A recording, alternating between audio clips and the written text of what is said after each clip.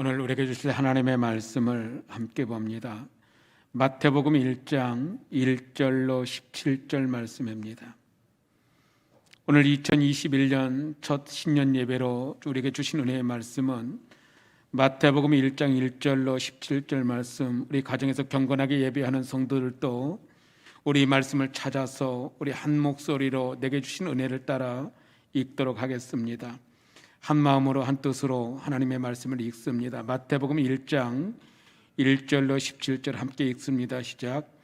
아브라함과 다윗의 자손 예수 그리스도의 계보라. 아브라함이 이삭을 낳고 이삭은 야곱을 낳고 야곱은 유다와 그의 형제들을 낳고 유다는 다말에게서 베레스와 세라를 낳고 베레스는 헤스론을 낳고 헤스론은 람을 낳고 람은 아미나담을 낳고 아미나담은 나손을 낳고 나손은 살몬을 낳고 살몬은 라합에게서 보아스를 낳고 보아스는 룻에게서 오벳을 낳고 오벳은 이새를 낳고 이새는 다윗 왕을 낳으니라. 다윗은 우리아의 아내에게서 솔로몬을 낳고 솔로몬은 르호보암을 낳고 르호보암은 아비야를 낳고 아비야는 아사를 낳고 아사는 여호사밧을 낳고 여호사밧은 요람을 낳고 요람은 우시야를 낳고 우시야는 요담을 낳고 요담은 아하스를 낳고 아하스는 히스게를 낳고 히스게는 므낫세를 낳고 므낫세는 암몬을 낳고 암몬은 요시야를 낳고 바벨론으로 사로잡혀 갈 때에 요시야는 여고냐와 그의 형제들 낳으니라. 바벨론으로 사로잡혀 간 후에 여고냐는 스할디엘을 낳고 스할디엘은 스룹바벨을 낳고 스룹바벨은 아비훗을 낳고 아비훗은 엘리야김을 낳고 엘리야김은 아소를 낳고 아소로는 사독을 낳고 사독은 아킴을 낳고 아킴은 엘리훗을 낳고 엘리훗은 엘르하사를 낳고 엘르하사는 마단을 낳고 마단은 야곱을 낳고 야곱은 마리아의 남편 요셉을 낳았으니 마리아에게서 그리스도라 칭하는 예수가 나시니라. 그런즉 모든 대수가 아브라함부터 다윗까지 14대요 다윗부터 바벨론으로 사로잡혀 갈 때까지 14대요 바벨론으로 사로잡혀 간 후부터 그리스도까지 14대라. 아멘. 아멘. 잠깐 기도합니다. 하나님, 2021년 새해를 맞이하며 다시 예수로 시작하며 말씀 듣기 원합니다.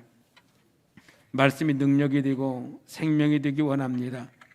비록 사람의 입술을 빌어서 전하지는 하나님의 말씀이지만 이 말씀이 진정한 우리의 구원의 생명의 말씀이 될 수 있도록 역사해 주옵소서. 말씀을 듣는 심령 속에 큰 기도의 제목도 허락하시고 2021년도 이루실 하나님의 뜻을 세워가기 원합니다. 또한 아버지 하나님, 말씀 속에 하나님 은혜를 부어주셔서 말씀을 통해서 모든 문제가 해결받게 하시고 평강이 임하게 하옵소서. 말씀을 듣는 모든 성도들마다 치료의 역사도 함께 하시기 원합니다. 아픈 성도 있다면 하나님 고쳐주옵소서. 2021년 한 해 동안에 질병이 틈타지 못하게 하시고 말씀으로 보호되어 주시며 말씀이 방패가 되고 말씀이 산성이 되어 주셔서 강건하여지게 하시고 모든 질병으로부터 노임받는 큰 은혜 있게 하여 주옵소서. 전하는 자나 듣는 자가 함께 복되게 하시고 주님만이 영광 받으시옵소서. 예수님 거룩하신 이름으로 축복하며 기도하옵나이다. 아멘. 아멘. 할렐루야. 주의 이름으로 사랑하고 축복합니다. 우리 가정에 계시는 모든 성도들, 오늘 예배에 참여한 모든 성도마다 2021년 새해에 하나님의 주시는 크고 놀라운 축복과 은총을 누리는 믿음의 가정 다 되어지기를 주의 이름으로 축원합니다. 2021년 새해 첫 예배, 신년 예배입니다. 우리가 온전히 하나님 앞에 예배하지 못하고 성전 예배로 드리지 못하고 가정에서 예배할지라도 그 가정이 하나님의 성전 삼으실 것이고 마가의 다락방처럼 성령의 역사가 분명히 일어나는 가정 되어질 줄 믿습니다. 가정이 축복의 터전이 될 줄로 믿습니다. 여러분의 가정에서 예배할 때에 그 가정에서 예배가 하나님이 받으실 만한 거룩한 가정이 되고 야곱이 베델 땅에서 타고 다던 돌베개를 하나를 이제 예물 삼고 예배할 때에 하나님께서 그 예배를 받으시고 또 야복강에서 부르짖어 기도할 때에 그 기도 들어주셨던 것처럼 여러분의 기도가 야복강이 되고 여러분의 가정이 베델 땅에 되어 축복의 열매가 맺는 큰 은혜가 있기를 간절히 소망합니다. 바라기는 2021년 속히 코로나19가 이제 정상되어져서 더 이상 이 질병 때문에 예배가 멈춰지는 일이 없도록 하나님께서 역사해 주셔서 속히 예배 현장으로 예배 터전으로 성전으로 올라올 수 있는 거룩한 은혜가 있기를 주의 이름으로 축원합니다. 올해 2021년 표어를 2021 다시 예수로라고 표어를 정했습니다. 이 표어는 말 그대로 하나의 구호나 다짐으로 끝나고 싶지 않습니다. 우리가 여러 시간을 지내면서 교회의 본질인 어떤 본질인 예수를 잃어버린 모습을 참 많이 봐요. 특별히 우리 한국교회뿐만 아니라 우리 오송생명교회도 마찬가지입니다. 예수가 자꾸 잃어버려져요.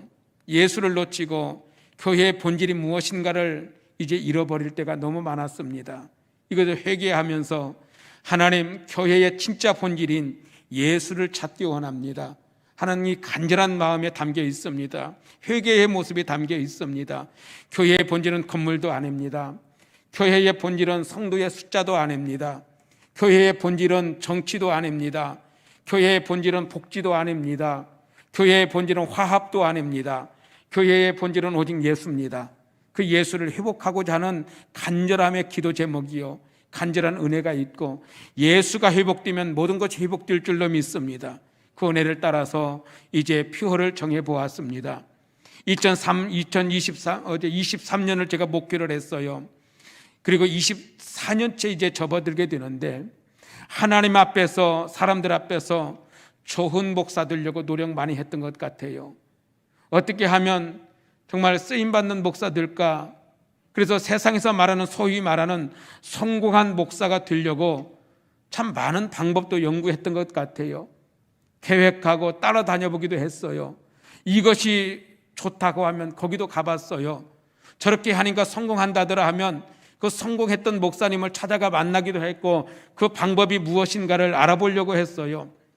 이것저것이 대세라고 하면 가보기도 했어요. 그런데 놀라운 것은 누군가가 성공한 목회한다더라, 큰 목회한다더라, 대형교회 세웠다더라, 이렇게 하면 방법들을 한번 하면 할수록 어떻게 보면 채워지지가 않아요.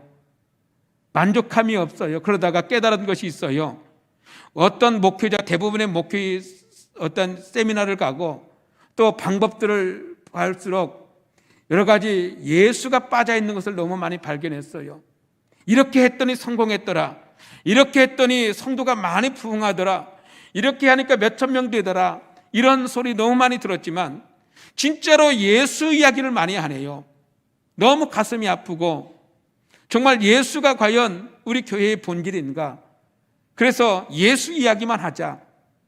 예수 이야기만. 그래서 우리 오송생명교회 모든 목적이 예수 이야기 아닙니까? 그런데 저도 어느 순간부터 큰 건물을 생각하고 많은 성도를 생각하고 예수를 자꾸 놓쳐요. 그래서 다시 예수 이야기 하자.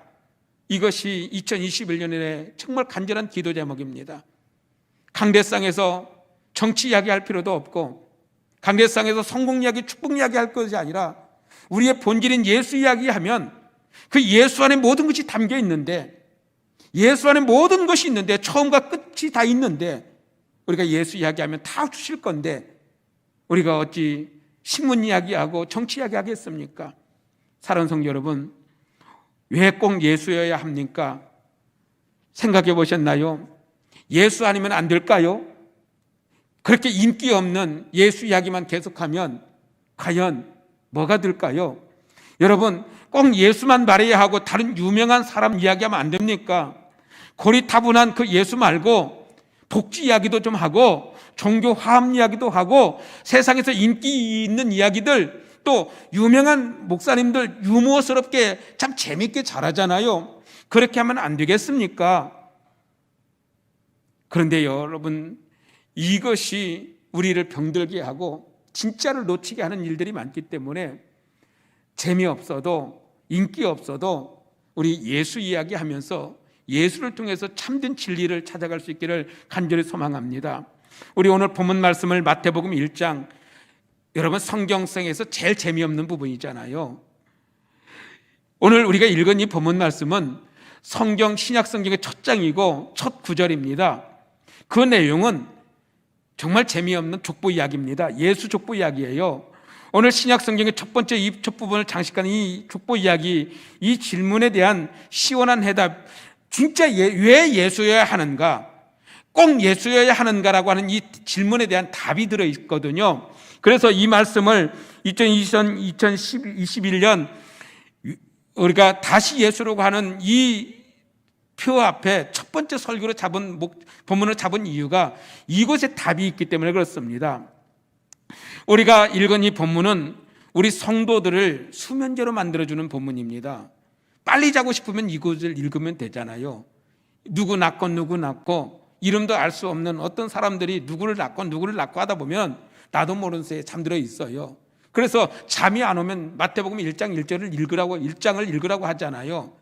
그 정도로 수면제로 삼기도 하고, 큰맘 먹고 새해를 맞이해서 우리 성경 한번 읽어봐야지 하고 마음먹었던 사람을 포기하게 만드는 구절이기도 해요. 이게 특별한 재미있는 내용도 아니고 줄거리가 있는 것도 아니라 그냥 누구 낳고 하다 보니까 지겨워져서 성경을 읽어 하고 덮어버리잖아요. 이렇게 만드는 구절이 됐는데, 여러분, 그러나 우리가 내용을 보면 족보의 기록인데 알 수도 없고 생소한 이름들로 나열되어져 있는 내용이지만, 이 이름들은 단순한 예수의 족보가 아니라, 여러분 잘 보세요. 예수님께서 창세로부터 약속된 메시아이시고 역사 속에 하나님께서 메시아를 보내시기 위한 방법이었고, 또 예수가 구세주라는 사실을 입증해 보여주는 중요한 신학적인 선언을 포함하고 있는 신앙 선언서입니다. 이것은 바로 예수의 선언서라고요. 그러면 예수 그리스도가, 계보가 이 시대를 향한 선포하고 있는 신학적인 중요한 메시지가 무엇냐 하는 겁니다. 오늘 본문이 우리에게 전해주고 있는 중요한 메시지가 있는데, 그리스도의 계보는 새로운 시대, 새로운 역사의 시작임을 선언하고 있는 겁니다. 예수님을 설명하기 위한 계보의 내용은 이렇습니다. 하나님이 아브라함을 부르시고 약속하심으로 시작된 구속의 역사는 다윗 왕조가 등장하면서 하나님의 약속은 더욱더 견고해지고 확실해질 것처럼 보였어요.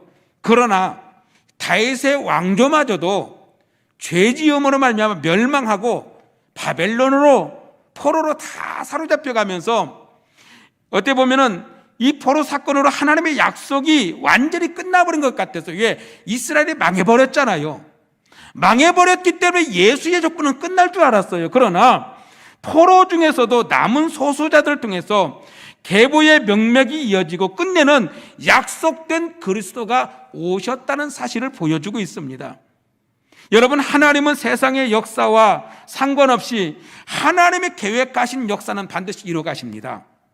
우리하고 상관없어요. 세상의 방법하고는 상관없어요. 하나님의 계획은 반드시 하나님의 뜻대로 이루어짐을 믿으시기 바랍니다. 세상의 역사는 망하기도 하고 세상의 역사는 끝나기도 해요. 그러나 하나님의 역사는 끝나는 법이 없습니다. 하나님은 그가 약속하신 것을 이루시도록 역사를 주관하십니다.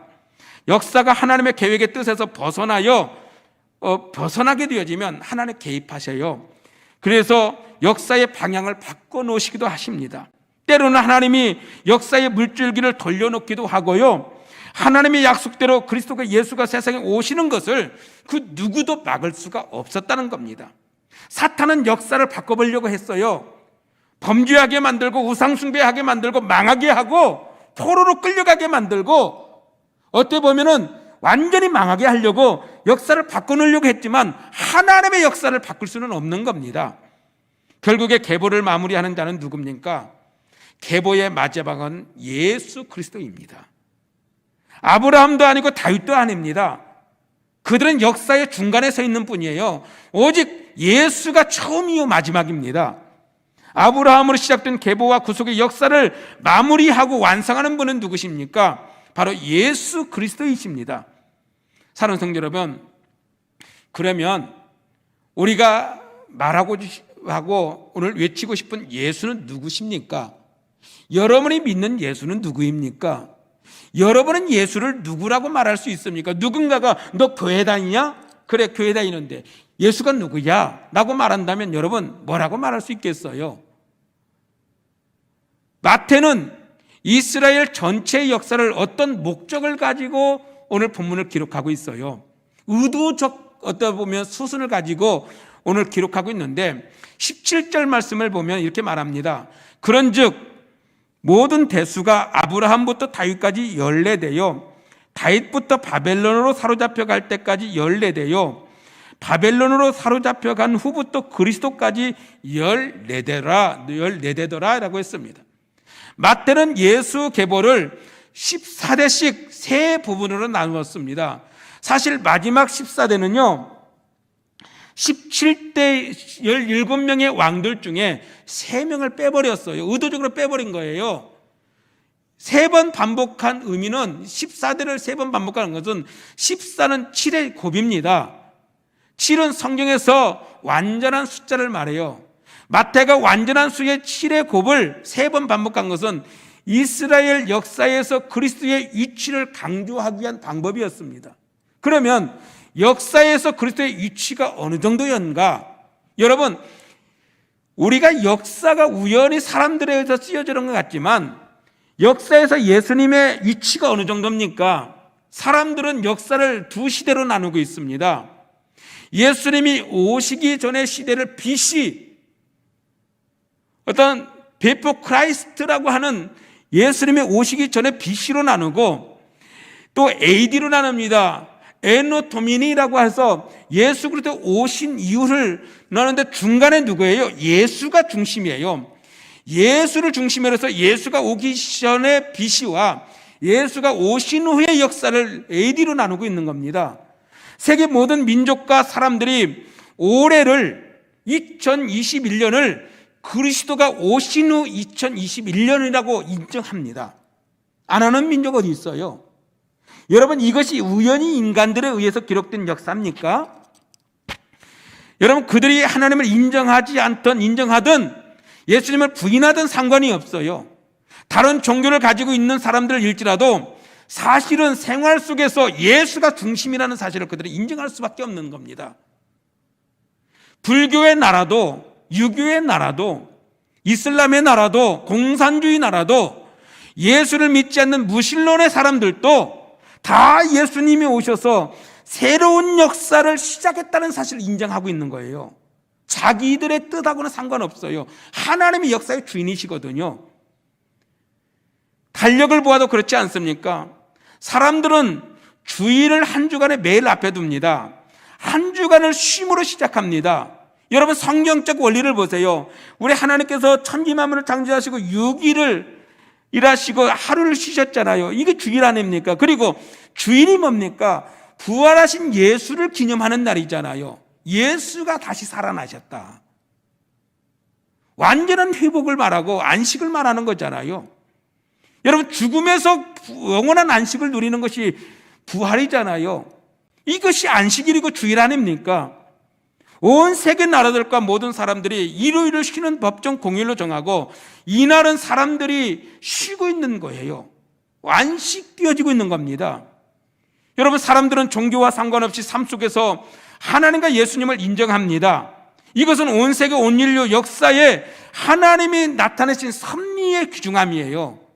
사람이 정하고자 되어질 수 있는 게 아니잖아요. 이것은 철저히 하나님의 섭리 속에 이루어진 사건입니다.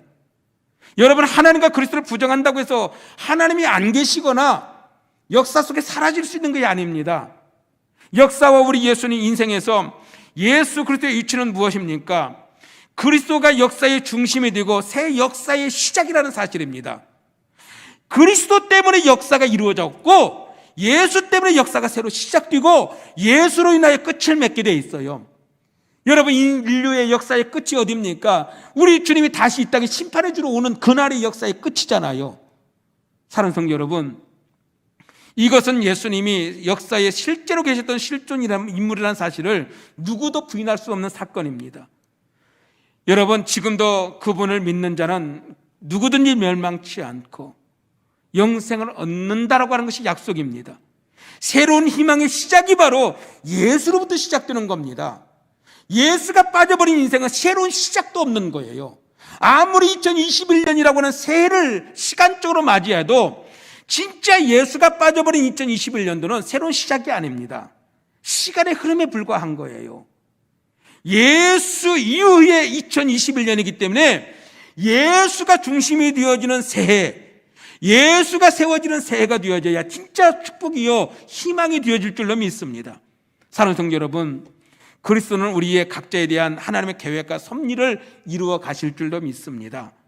이를 위해서 예수님은 살아나셨고 지금도 살아계시며 영원히 살아계실 것이며 장차 우리의 심판의 주로 오실 줄로 믿습니다.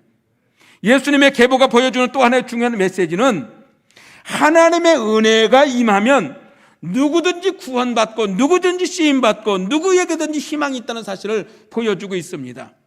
여러분, 오늘 본문 말씀을 잘 보세요. 1장부터 17장까지 우리가 읽었는데, 예수의 족보를 읽었는데 5명의 여인이 등장합니다. 마리아와 다말과 라합과 룻과 그리고 우리아의 아내 바세바가 등장합니다. 그런데 마리아를 제외한 4명의 여인들은 참 입에 담지 못할 만큼 부끄러운 여인들입니다. 첫째, 이 여인들은 2가지의 부끄러운 공통점을 가지고 있는데, 첫 번째, 이 여인들은, 마리아를 제외한 여인들은 모두 이방인 여인들이란 뜻입니다. 다말은 가나안 여인이고요, 또 라합은 여리고 사람이고요, 룻은 우리가 잘 알다시피 이스라엘 백성들이 이 가나안 땅에 들어갔을 때 함께 했던 모압 여인이고요, 라합은 여리고 사람이고요, 룻은 모압 사람입니다. 그리고 우리아의 아내 바세바는 헷 사람입니다. 예수님은 정통 이스라엘 혈통이 아닌 4명의 이방 여인들을 포함한 조상들을 통해서 세상에 오신 겁니다. 좀 부끄러운 족보 아닙니까?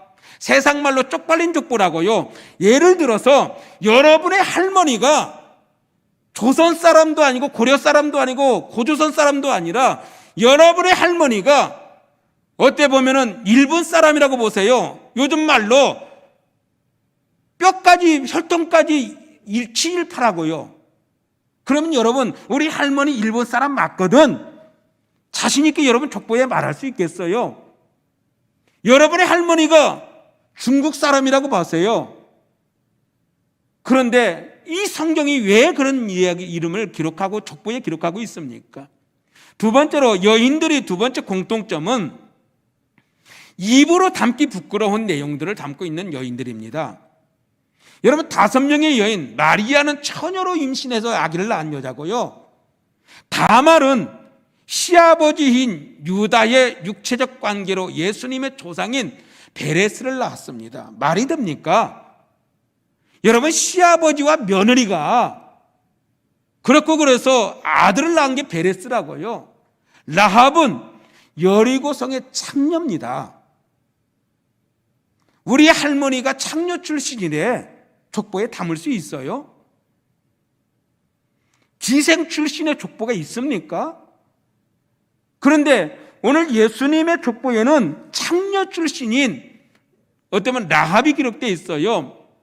라합은 다말이 낳은 베레스의 후손인 살몬과 결혼하여 보아스를 낳았고, 룻은 남편이 죽은 후에 모압에서 시어머니 나라로 와서 기생 라합의 후손인 보아스와 재혼한 여인입니다. 그래서 오벳을 낳았어요. 다윗의 할아버지 오벳을 낳고, 여리고 기생 라합은 예수님의 조상인 다윗의 고조 할머니가 되고, 모압에서 이스라엘로 와서 보아스와 재혼한 룻은 다윗의 증조 할머니가 됩니다. 우리아의 아내는 우리가 잘 알다시피 다윗과 간음하여서 솔로몬을 낳았잖아요.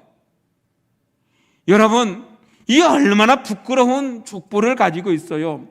그리스도의 계보에는 도덕적 종교적 혈통에 불순하고 문제와 흠이 많은 사람들이 중심이 되어 있다고요.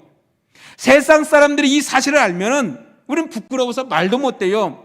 내가 믿는 예수가 시아버지와 며느리가 관계에서 낳은 후손이래.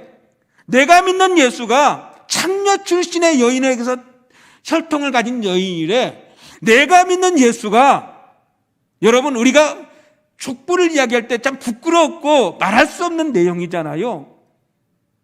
그러면 여러분, 어떻게 자격이 없는 이 이방 여인들, 부정한 여인들 예수님의 조상이 될 수 있습니까? 예수님의 계보에 부끄러운 쪽팔리는, 세상말로 쪽팔리는 족보를 하나도 숨기지 않고 그대로 노출시키고 있는 이유가 뭐냐면, 자격 없는 사람이, 도저히 희망 없는 사람이, 도저히 불가능한 사람이 하나님의 은혜를 받으면 가능하다. 하나님의 은혜 받으면 희망이 있다. 하나님의 은혜 받으면 안 될 것도 되게 하신다. 여러분, 나 같은 사람이 예수 믿을 수 있다는 자격이 있습니까? 여러분, 자신 한 사람 살펴보세요. 예수 믿고 하나님의 자녀 되고 하나님의 족보에 올라갈, 하나님의 생명책의 이름이 기록될 거룩한 자격이 있으십니까? 그런데 이들만 부끄러운 인생이 아니라 나 같은 인생도 하나님의 은혜 아니었으면, 하나님의 은혜 아니었으면 우리도 하나님의 나라의 이름에 족보에 올라갈 자격이 없는 사람들 아닙니까? 그런데 여러분, 이방인이여 부정한 여인들도, 같은 죄인들도 예수만 믿기만 하면, 예수 이름에 붙들리기만 하면, 하나님의 은혜가 임하기만 하면 복받는 자녀로, 희망 있는 자녀로 살아갈 수 있다는 사실입니다. 이것이 오늘 우리에게 주신 희망이 되는 줄로 믿습니다. 사랑하는 성도 여러분, 우리가 첫째는 예수와 같은 이 죄인들을 구원해 주기 위해서 예수님이 오셨다는 사실입니다. 예수는 이스라엘이라고 하는 한 민족만 구원하기로 오신 것이 아닙니다. 모든 민족, 모든 인류를 위하여 오셨고 우리와 나를 구원하기 위해서 오신 그리스도가 되신다는 사실을 이 족보를 통해서 보여주고 있어요.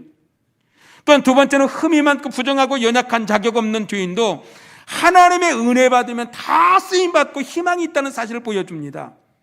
하나님의 능력이 임하면 쓰임받지 못할 사람이 어디 있어요? 이 놀라운 은혜와 능력을 어둡고 절망적인 세상에 가져오신 분이 내가 믿는 예수님입니다. 희망이 없는 것에 희망이 있다는 것을 선포할 수 있는 능력을 우리에게 주신 겁니다. 오늘 우리가 기억해야 될 중요한 진리는, 자격 없는 사람도 예수의 계보에 들어간 사건은 하나님은 불완전한 사람을 통해서 구원의 역사를 이루셨을 뿐만 아니라, 여러분, 하나님의 은혜 받으면 희망 없는 것이 희망이 있게 되고 불가능한 것이 가능하게 되고 도저히 가능성이 없는 사람이 가능성을 가진 사람이 된다는 사실을 우리에게 보여주신 줄 믿습니다. 여러분, 학교를 가보세요. 세상에서, 우리 선생님들도 계시지만 세상에서 학교에서 부모들과 사람들은 열심히 공부해야 성공한다고 가르쳐줘요. 저도요, 제 아들이 이번에 고등학교 들어가요. 고등학교 들어가니까 아들 붙들고 밥상머리에 앉아서, 야, 예찬아, 공부 열심히 해야 돼. 그래야 성공해. 저 그렇게 가르쳤어요. 그리고 이제 대학을 졸업하는 딸이 있어요. 너 열심히 좀 해봐라. 그러면 너 성공할 수 있어. 그렇게 가르쳤어요. 그러나 모든 아이들이 다 공부 잘하는 게 아니잖아요. 여러분, 분명히 열심히 해도 안 되는 아이들이 있어요. 그래서 그냥 포기한 채 그냥 학교만 다니는 아이들이 있다고요. 그러면 그런 아이들은 불가능합니까? 희망 없어요? 여러분, 공부 못하면 그들의 인생은 끝난 겁니까? 학교 세상은 그렇게 가르치거든요. 너 공부 열심히 안 했지? 그러면 희망 없어. 너 공부 그렇게 해갖고 무슨 훌륭한 사람 된다고 그래? 이게 세상의 방법이잖아요.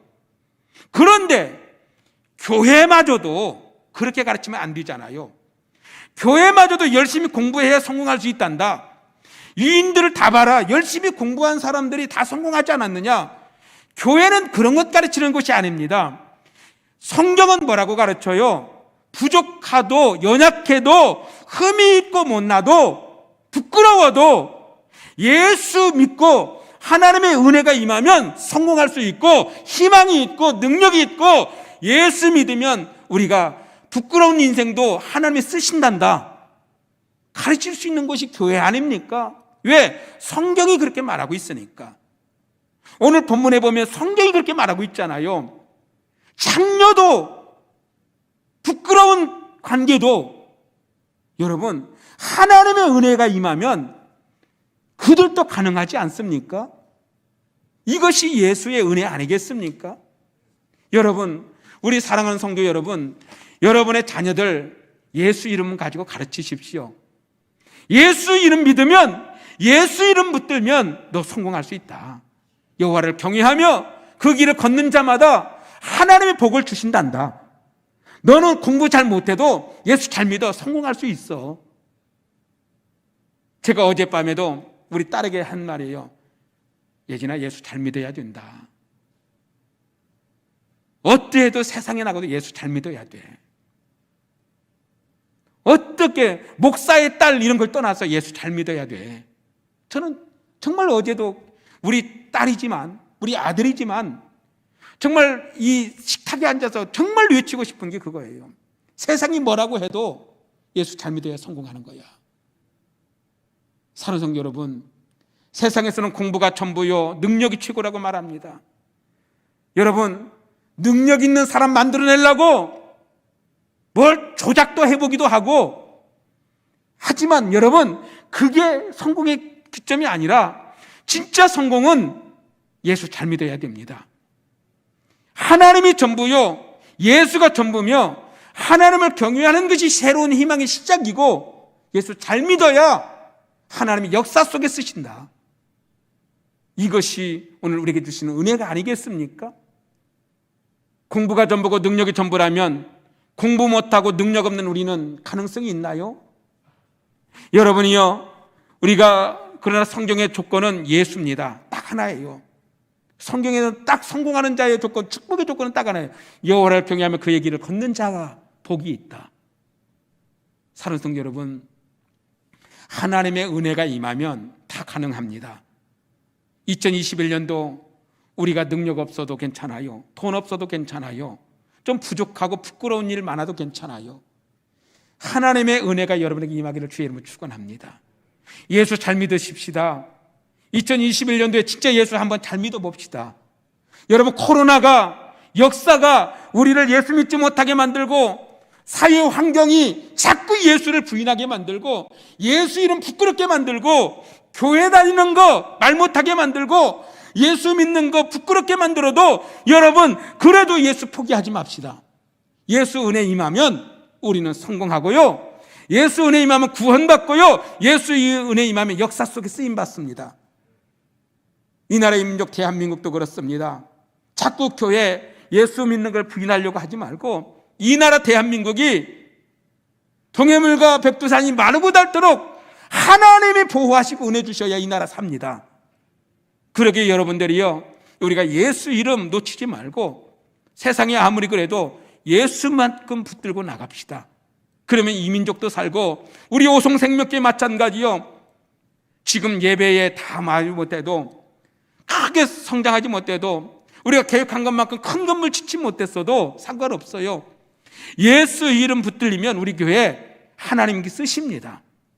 인류 역사 속에 여러분, 하나님이 쓰시는 교회는 예수 이름 붙드는 교회를 쓰셔요. 사랑하는 성도 여러분, 그리스도의 계보가 보여주는 또 다른 하나는 신앙의 유산을 반드시 물려주어라. 이것을 우리에게 말씀합니다. 오늘 성경 본문 6절에서 11절까지 보면은 이해할 수 없는 사실 하나를 발견하는데, 훌륭하게 쓰임받는 왕 밑에 아주 나쁜 자녀들의 왕이 나와요. 다윗과 솔로몬 밑에서 이스라엘 왕국을 분열시킨 르호보암이 나오잖아요. 다윗이 어떤 왕입니까? 하나님이 친구처럼 여겼던 왕 아닙니까? 솔로몬이 누굽니까? 솔로몬이 하나님의 지혜 주셔서 세계 최고의 지혜를 가졌던 왕 아닙니까? 그런데 그 아들 르호보암은 악한 왕이에요. 우상 숭배자예요. 이스라엘 나라를 12민족을 갈기갈기 찢어버린 왕입니다. 왜 그렇게 됐을까요? 비교적 선한 왕이었던 여호사밧의 아들 요람은 이세벨의 딸과 결혼하여 우상을 숭배하는 악한 왕이 되었고요, 기도하던 왕이었고 개혁을 주도했던 히스기야 밑에서 하나님 보시기에 악을 행한 므낫세가 나왔고요, 또 요시야는 아버지 므낫세는 악한 왕이었으나 그는 하나님 앞에서 정직한 왕으로 평가되었고요, 그는 말씀대로 개혁하고 성전 수리를 했고요, 성전을 수리하면서 들어온 돈을 정직하게 썼다고 기록하고 있어요. 그런데 그런 왕 밑에서 나라를 점점 망치는 왕들이 나왔고, 그로 인해서 결국에 바벨론으로 끌려가는 비참한 상황으로 나라가 망해버렸잖아요. 이유가 뭡니까? 왜 선한 왕 밑에서 악한 왕이 나왔을까요? 하나님을 경외하는 신앙의 전수에 실패한 거예요. 성공했는지 몰라요. 솔로몬이 하나님께 복을 받아서 최고의 지혜자가 되고 승리자가 됐지만, 그러나 그는 이방 여인들과 정략 결혼을 통해서 하나님을 전수하지 못했어요. 이렇게 복음을 전하지 못했기 때문에 나라가 망한 겁니다. 오늘날 여러분들이, 우리 자녀들이 희망이 있어야 될 이유는, 부모가 돈 많이 들여서 학원 보내는 거 좋아요. 하지 말라는 소리 안 하겠습니다. 좋은 어떤 학교 보내는 거 좋아요. 그러나 내 자녀가 예수 놓치는 순간 끝납니다. 역사는 그에게, 나라는 잠시 글을 쓸지 몰라요. 세상은 잠시 글을 쓸지 몰라요. 그러나 하나님의 역사 속에는 인생 끝나는 겁니다. 예수 잃어버리면. 왜? 역사의 주인은 하나님이시니까. 역사의 주인은 예수니까. 역사에 쓰임받기 위해서는 예수가 중심이어야 합니다. 그게 희망입니다. 사랑하는 성도 여러분, 우리 자녀들에게 누가 뭐래도 예수 전하십시오. 우리 오송생명교회가 이후로 더 해야 될 일이 그겁니다. 2021년을 통해서 우리 오송생명교회가 다시 예수를 하고는 이 말에 큰 의미가 있는데, 여러분, 이제는 건축에 대한 이제 비전도 끝났잖아요. 이미 우리는 건축했잖아요. 우리가 해야 될 일이 뭐예요? 예수 복음 전하는 선교해야 돼요. 예수 복음 전하는 선교를 세계 역사 속에 심어야 되고요, 또 예수 이름 전하는 교육해야 돼요. 우리 다음 세대들에게, 우리 주일학교에게, 우리 유치부 아이들에게 예수 복음 전하는 그 교육 사역을 해야 됩니다.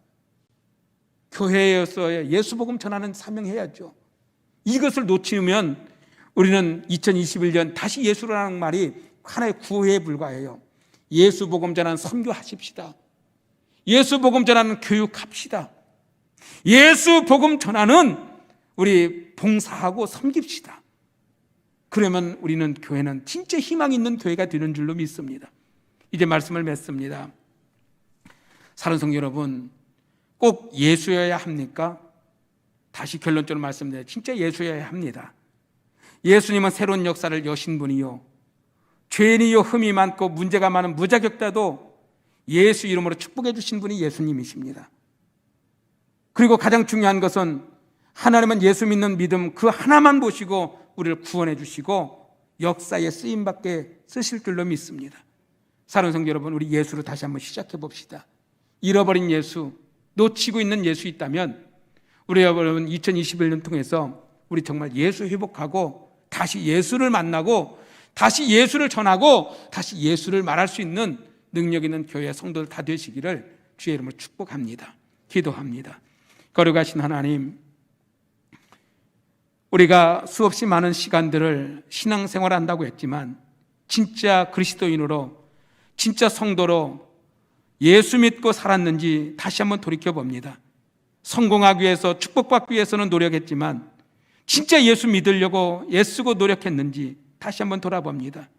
특별히 코로나19를 맞이하면서 이 어려운 시대에 예수를 놓치고 있지 않는지 다시 한번 돌아봅니다. 우리 중에 혹시 예수를 놓치고 있다면 우리 마음을 새롭게 하여 주셔서 다시 예수 만나게 하시고, 예수 전하는 선교 사역하게 하시고, 예수 전하는 우리 다음 세대들에게, 유치부 아이들에게, 초등부 아이들에게, 중고등부 아이들에게, 우리 청년들에게 예수 복음 전하는 일에 쓰임받는 교회 되게 하시고, 이 나라 이민족 대한민국을 주여 불쌍히 여겨주셔서 예수 믿는 교회를 핍박할 일이 아니라 예수 앞에 무릎 꿇는 이민족 되게 하시고, 우리 주님 말할 수 있는 이민족 되게 하옵소서. 감사드립니다. 우리 이 땅의 모든 예배하는 성도들마다 붙들어 주시고, 우리 주님 만나 축복받고 희망 있는 성도 되게 하옵소서. 예수님 거룩하신 이름으로 기도하옵나이다. 아멘.